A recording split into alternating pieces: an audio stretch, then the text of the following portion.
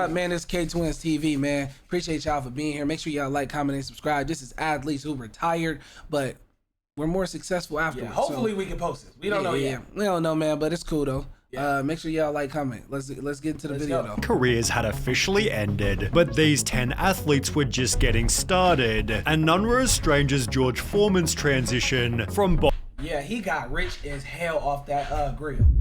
Off that George Foreman grill? Foreman grill or something? He got I think he made like 500 mil or something, they said, on some crazy stuff. boxing to kitchen appliances. I don't know. He retired at the age of 48 with minimal future prospects, yet had thankfully claimed his success was due to his healthy eating. Because at the same time, a company called Sultan was developing a special type of grill that would drain the excess fat out of anything it was cooking. George Foreman let the company use his name in exchange for 40% of profits, believing this was his fate by tweeting, "While I was KO'd, I saw a giant piece of meat screaming, 'Grill me.' When I woke, I said, gotta find a grill." Thus the George Foreman grill. The product, Ain't no way that was No, like, bro, if that was, you greedy as fuck.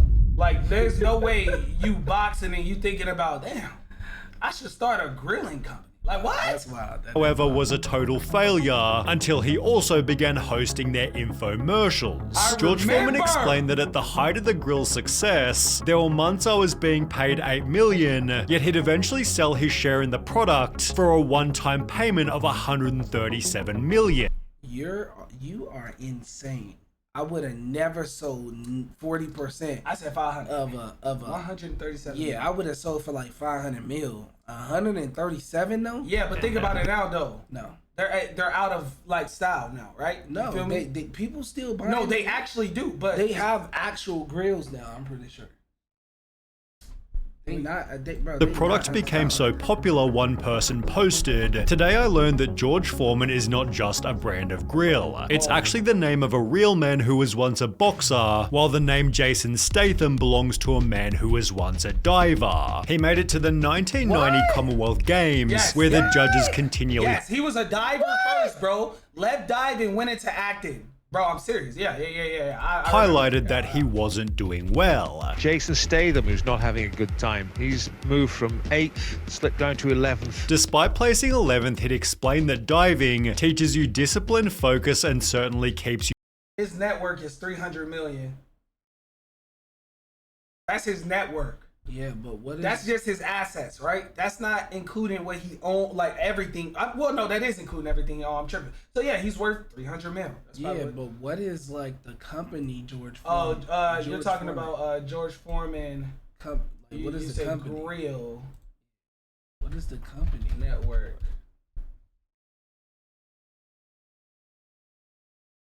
Oh yeah, it's a lot of bread.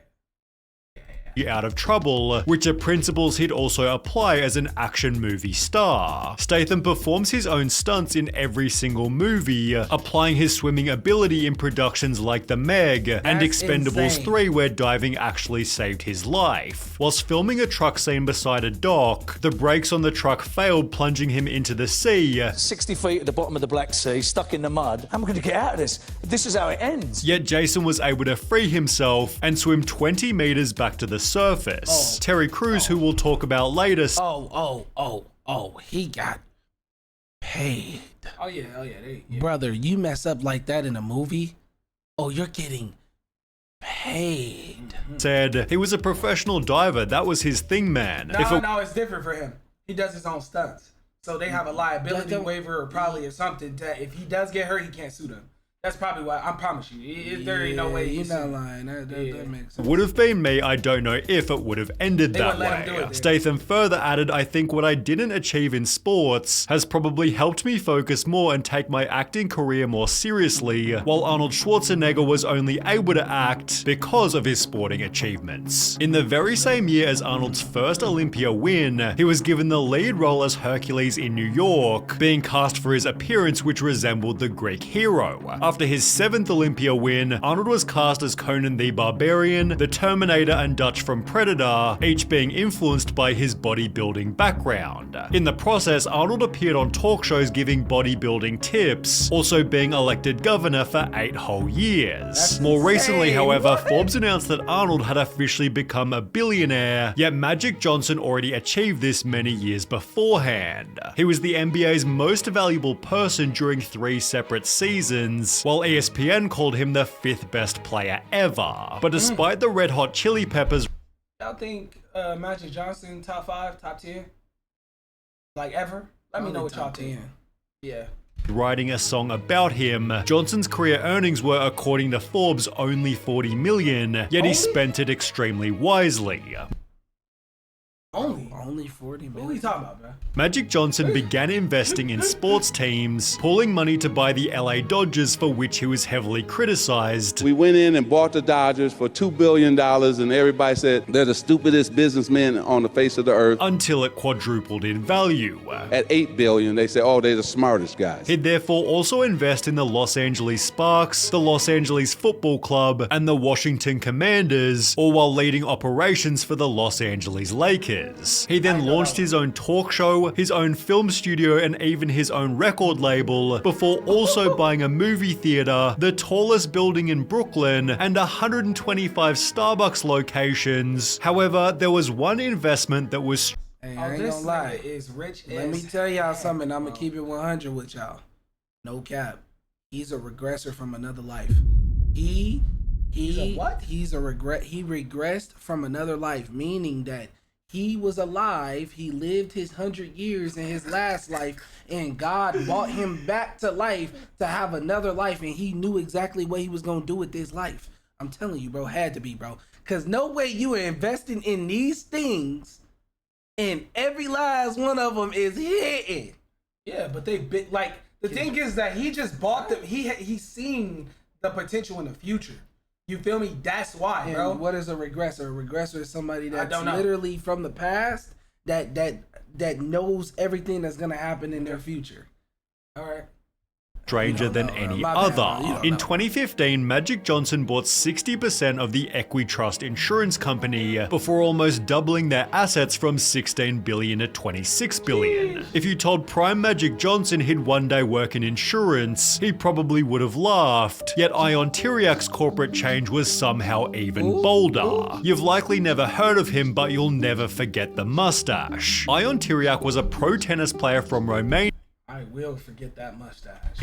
Who won the French Open during his peak in 1970. He retired 10 years later but had such a unique look, he was given a role in many different ads. Then he casually decided to open his own bank. It was the first in his country after communist Romania ended, with its profits funding other ventures in real estate, auto leasing, and air travel, although his coolest business is easily his car museum. He owns over 300 different incredibly unique cars, including 2 Rolls-Royce Phantom 4s, of which only 18 were made, and are valued at $3 million each. The rest of his collection features everything from Fords to Ferraris. He got a 1970 car. This is how you know when you got too much money. 1970. But it's cool because y'all would do the same shit. Let's be real. Brother Kendrick, the car say 1917, Kendrick, right? I'm not surprised. Yes. And they're all on display at the Tiriac Auto Gallery. Despite earning just £200,000 during his professional tennis days, he became Romania's richest man with a worth of $1.7 billion, but he's not nearly as famous as presenter Michael Strahan. NFL players retire after 3.3 years on average, yet Strahan played from 1993 to 2007. I mean, Jesus. 3.3, you get a rookie deal. Rookie deals are usually 4 years. Well, they are 4 years. So, yeah, roughly about 3. Yeah, and if you're not good, you're out of there. Oh, yeah. They don't even play. But the thing is, they just got to see the potential. Yeah, you'll be on the practice squad. if they don't see the potential, I don't know how you even made it. 15 years with the New York Giants and retiring after a year that his team had won the Super Bowl. But while this made him perfect for a career in sporting commentary, he approached it through a slightly different medium. Strahan became a talk show co-host on Live with Kelly and Michael, which increased its ratings so ferociously, it began beating its competition by 87%. He was then offered a position on Good Morning America where he also performed exceptionally, winning 2 daytime Emmys for Outstanding Talk Show Host. More recently, Strahan was given a star on Hollywood's Walk of Fame, represented by a whole new category for sports and... You know he owns the sack record, right? Well, he did before Myles Garrett just broke it. Yeah. 22.5. entertainers, making his star... TJ Watt too, though. Are the first to feature a trophy symbol. Michael certainly deserves his $17 million a year, while Vinnie Jones is also perfect for every role he plays. You might recognize Vinnie as the coach in She's the Man, being given the role as a former professional soccer player. He played 184 games of Premier League football, where he built a reputation as a super aggressive person. Vinnie had once casually threatened to rip off and spit in the hole another player's ear, broken the record for the world's fastest yellow card, and of his 184 matches, 12 had ended in red cards. His own club's chairman labeled him Mosquito Brain. I don't even know what a red card is, but I know that it's not good. Because anything red is not good. So, like, I don't know too much about soccer yet. Or what y'all call it, football. Yet Vinny's tough attitude paid off unexpectedly. In 1998, he was cast as a criminal in Lock, Stock and Two Smoking Barrels, although his casting might have been too perfect, as on the day he was supposed to start shooting, he had to attend a court hearing for assaulting his neighbor over an argument about a garden fence. He was sentenced to 100 hours of community service. Vinny was then also given 80 hours community service after admitting assault and using threatening words or behavior towards members of an air crew. As passengers and crew tried to restrain him, Jones declared, "I can get you murdered. I can get the whole crew murdered for £3,000. But these hiccups only helped his career as he began to play tough guys in every single movie, for example, the X-Men's Juggernaut. He's since acted in over 100 films, but it feels like SHAQ appeared in even more commercials. After retiring as the 10th best player ever, SHAQ... Tell him your story about meeting SHAQ. Oh yeah, I met SHAQ, bro. That's actually cool, bro.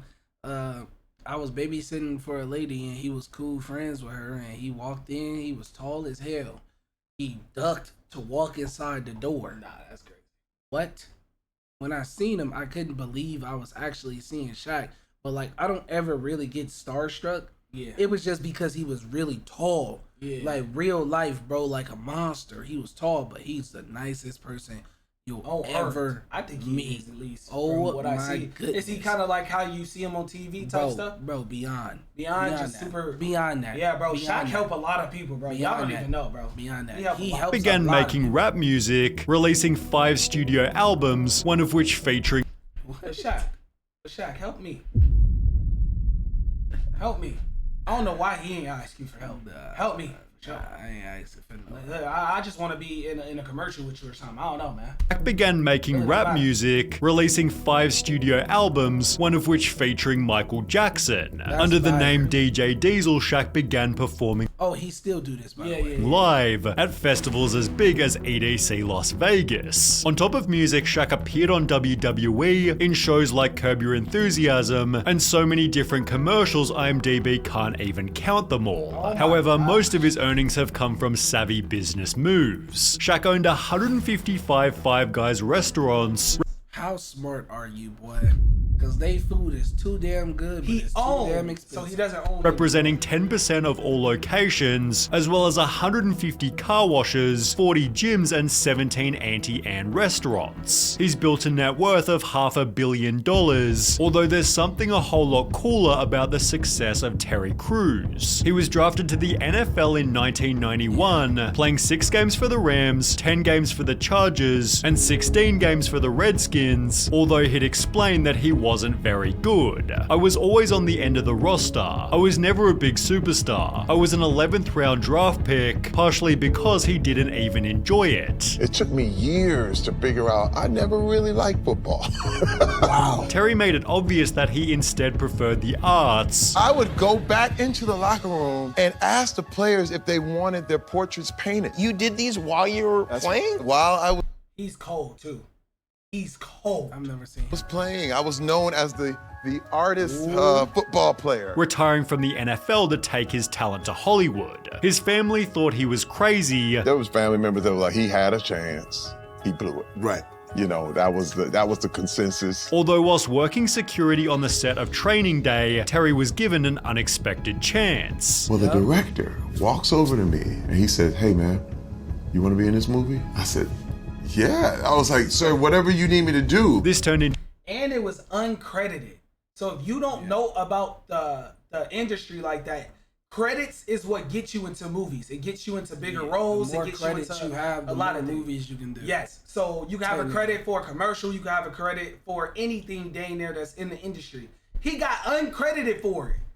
Like, that means it was like real spontaneous. Like, he didn't know he was in it for real. To another movie, then another, but it was after... I was like, sir, whatever you need me to do. This turned into another movie, then another, but it was after appearing in White Chicks that his life would totally change. The producer of the movie called me. He said, Terry, your life will never ever be the same. Terry was offered to appear in the Old Spice commercials, which went on for more than 10 whole years, calling it his revenge on the NFL. They played it all over the NFL. That was another thing that was kind of like my revenge on the league, because you couldn't watch a game without seeing some crazy Terry Crews Old Spice commercial. Although in terms of success after sporting retirement, there's... Bro, I'm so tired of seeing him, bro. He was just insane in general, bro. He's rich as...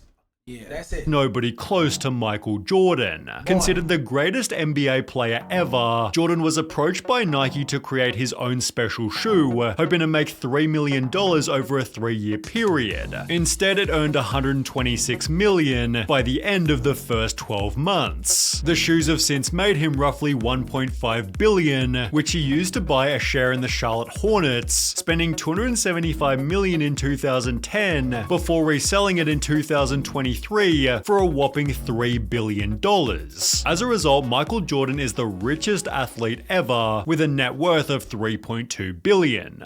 That's just insane, bro. That's insane. But yeah, you can't get that money without giving taxes. Like, get that money without giving what you need. What do you do with $3.2 billion? What do you even do with $1 billion? Everything, I guess. People say I just be giving money out. People say you can't spend $1 billion in a year. What you think? No, you can't, bro. It's like you gotta really be trying to. You gotta be doing the dumbest stuff on earth. Dumb? Yes, because it'll be dumb. What'll be smart about buying a $3 million boat, $10 million, $15 million boat? Yes, you can invest, but still, that's the thing. We're not talking about investment. You can't. If we talk about investment, you can invest $1 billion. Yeah. Anyways, man, thank y'all so much for watching this video, man. Make sure y'all like, comment, and subscribe, man. This was a dope video, man. If y'all want to see more videos like this, make sure y'all comment under, man. Also, RIP George Foreman. That's what I wanted to say. Yeah, man. But we appreciate y'all, man. We love y'all. We out of here. Peace.